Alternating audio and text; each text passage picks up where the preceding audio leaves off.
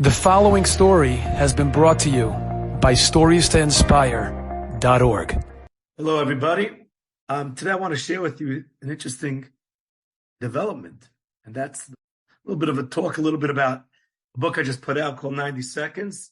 It's this true life story of Eli Beer, the founder of United Hatzolah. So what does 90 Seconds represent? What does it mean? The idea of 90 Seconds is talking about the fact that Eli Beer's dream, one of his dreams, was to be able to reach any person who's in a state of emergency in under 90 seconds. Because he says that if you can reach someone who's having a heart attack or a stroke or is choking, under 90 seconds is a very, very good chance that you'll be able to save their lives.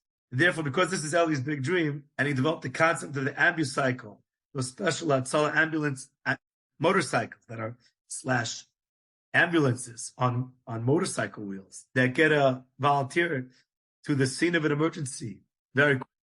That's given Eli the chance, United Hatzolah the chance to be able to reach emergencies in very, very quick record time. So I want to tell you a little story about Eli.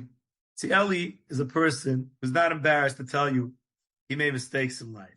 A lot of people, when they talk about themselves, they want to tell everybody that they're perfect, they're brilliant, they're geniuses. They don't make mistakes. Eli Beer, he doesn't have a problem to say that he made a mistake. And one mistake that he told me, that he has a relationship with a person whose name is Leonardo Farkas, and he's like a very wealthy man from Chile.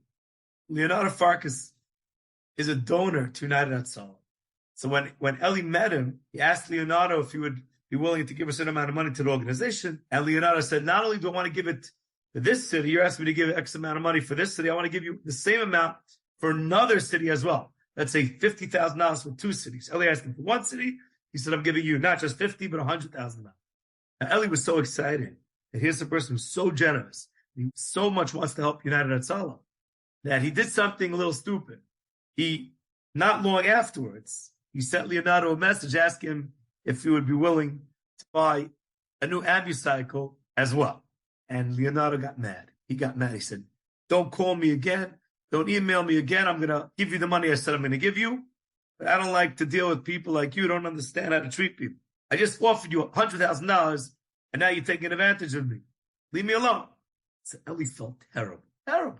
First of all, he felt it was bad midos to treat him that way, treat Leonardo that way. But also, he felt terrible because here's a person who wants to help United Hatzolah. And because Eli did something which you could say is not so smart, now he's not interested in helping United Hatzolah. So Eli felt he made a terrible mistake. For a few days, he was back and forth. What should I do? How should I apologize? And he kept writing different drafts of apologies. And then one day he just sat down and he said, Dear Leonardo, I'm so, so sorry for treating you this way. And I appreciate the fact that you taught me a lesson because you're right. I'm not going to do this again, not just to you, but not to any donor. So thank you. I learned a great lesson from you. And I appreciate it. And I'm sorry. Please forgive me.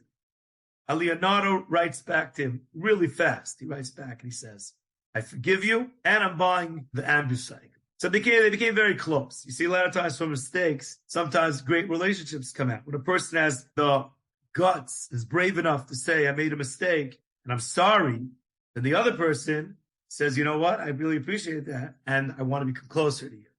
So listen to this. Leonardo Farkas' father was saved during World War II by somebody in a village in Eastern Europe. Leonardo wanted to find the family who saved his father, and he eventually tracked them down.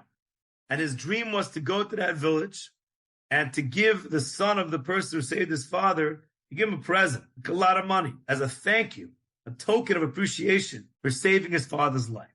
How much money is Leonardo going to give this guy? Remember, he's living in a little village in Eastern Europe. He has no money. He's very poor. Leonardo wants to give him €250,000, about $300,000.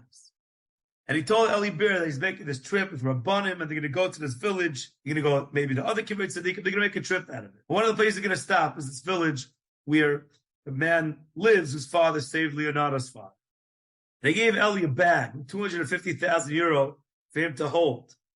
And Eli said that we came to the village, and all the buses drive in. We stop. It's a real classic, old-fashioned village with old houses and chickens running around and animals running around, and old cars, classic Eastern European village.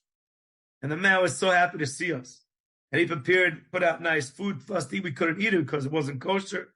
And he had a piano. Leonardo was a great piano player, played the piano. And it was a really beautiful reunion. And Leonardo had a chance to thank the person for his father saving Leonardo's father.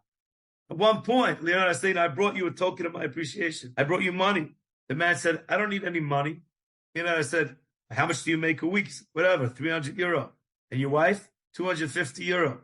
So how come you don't need it? I have everything I need. I have a house, great house, car, works, everything I need.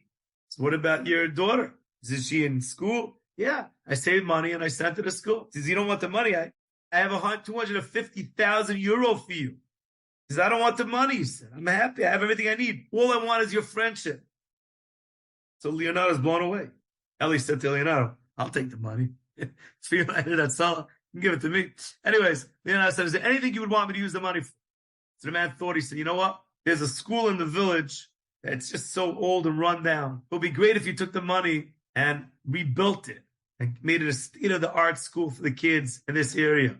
Leonardo said, done. It's done. And that's what they did. But everyone was blown away by this person who was so happy with his life, with his simple life, that he turned out a gift of €250,000 euro. And that night, when Eli got back to his hotel, he sat down and he wrote a letter to his family. And he said, dear kids, today I met the richest man in the world.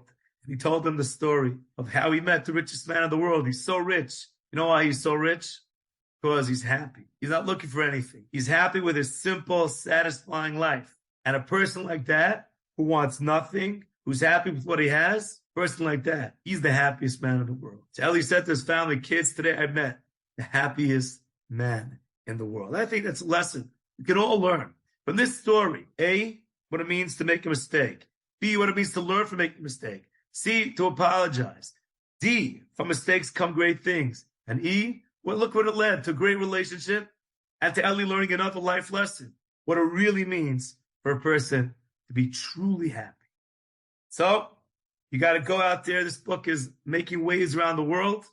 This is stories to inspire. This is a book that inspires. And Eli's a person who inspires. So if any of you are in the market for a great book, a book that's going to change your life and inspire you, your children, your family members, your friends, this is a book that's been changing lives all over the world. Enjoyed this story? Come again. Bring a friend. StoriesToInspire.org